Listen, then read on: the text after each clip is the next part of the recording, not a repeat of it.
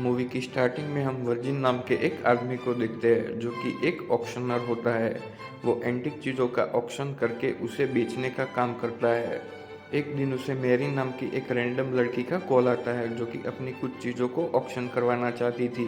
Virgin को auction में जो पेंटिंग पसंद आती थी उसको वो टॉम नाम के अपने एक दोस्त के साथ मिलकर उसको खरीद लेता था और अपने एक सीक्रेट रूम में उसे लगा देता था।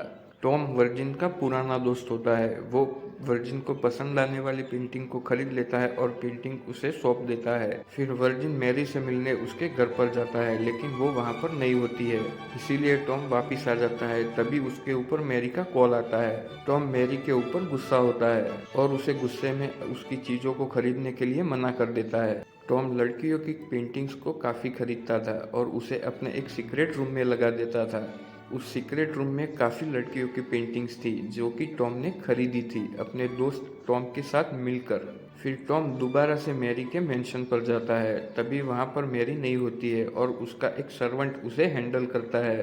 तभी वर्जिन को कुछ पुरानी चीज़ों के पार्ट्स मिलते हैं और वो उसे लाकर रॉबर्ट नाम के एक आदमी को दे देता है। रॉबर्ट इन चीज़ों में काफ़ी माहिर था, इसीलिए वो उन पार्ट्स को जोड़ने की कोशिश करता है। फिर वर्जिन मैरी से कॉल पर बात करता है क्योंकि अब तक उसने मैरी को नहीं देखा होता है। फिर वर्जिन मैरी के घर पर जाता है और कुछ एंटीक चीज़ों को कलेक्ट करता है। वर्जिन ने अभी तक मैरी को नहीं देखा था। वर्जिन को वहाँ पर कुछ और पार्ट्स मिलते हैं, वो जाकर रॉबर्ट को दे देता है। रॉबर्ट उन चीज़ों को धीरे धीरे फिक्स करता है। फिर एक दिन फिर से एक लड़की की पेंटिंग आती है, उसको वर्जिन टॉम के साथ मिलकर फिर से खरीद लेता है।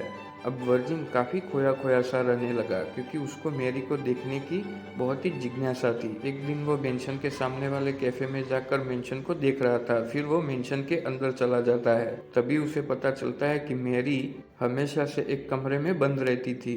वो कमरे से बाहर नहीं निकलना चाहती थी क्योंकि उसको बाहर डर लगता था। एक दिन वर्जिन मैरी के साथ बातें करता है और वहाँ से निकल जाने का प्रिटेंड करता है और एक स्टैचू के पीछे आकर छुप जाता है। मैरी को लगता है अब कोई नहीं है, इसीलिए वो बाहर आती है। वर्जिन मैरी को देखकर काफ़ी खुश हो जाता है और वो फिर से उसके लिए बुके लेकर उसे मिलने जाता है। अब ये सिलसिला यहाँ पर शुरू हो गया था। वर्जिन मैरी के लिए अच्छे अच्छे बुके लेकर जाता और उसके कमरे के बाहर बैठकर उससे बातें करता, क्योंकि वर्जिन को मैरी अब काफ़ी पसंद आने लगी थी और मैरी को भी वर्जिन काफ़ी पसंद आने लगा था। इसीलिए अब ये सिलसिला शुरू हो गया था। फिर अब मैरी वर्जिन के सामने आ जाती है और वो दोनों अब एक दूसरे को बहुत चाहने लगे थे, इसीलिए वो अब मैरी के लिए अच्छे अच्छे गिफ्ट लेकर जाता था। मैरी को भी ये काफ़ी पसंद आता था क्योंकि वो भी अब वर्जिन को चाहने लगी थी। अब एक दिन रॉबर्ट वर्जिन के पीछे जाता है और वो भी मैरी को देख लेता है। फिर दूसरे दिन रॉबर्ट की गर्लफ्रेंड वर्जिन से मिलने आती है और उसे कहती है कि अब रॉबर्ट पहले जैसा नहीं रहा, वो किसी और लड़की को चाहता है। अब वर्जिन को भी पता चल गया था कि रॉबर्ट मैरी के पीछे है, इसीलिए वो उसे नौकरी से निकाल देता है। अब वर्जिन और मैरी एक दूसरे को काफ़ी क्लोज आ गए थे। वर्जिन मैरी के घर से जो छोटे छोटे पार्ट्स लाता था वो एक रॉबर्ट का रूप ले लेता है। अब वर्जिन के पास कुछ और पार्ट्स थे लेकिन उसको उसके फिक्स करना नहीं आता था क्योंकि अब उसने रॉबर्ट को भी निकाल दिया था। फिर वर्जिन मैरी से मिलने जाता है लेकिन मैरी अपने रूम में नहीं होती है। वर्जिन इधर उधर सभी जगह पर ढूंढता है लेकिन उसे मैरी कहीं पर भी नहीं मिलती। अब उसे एक ऑक्शन अटेंड करना था लेकिन वहाँ पर भी वो अपना ध्यान नहीं दे पाता।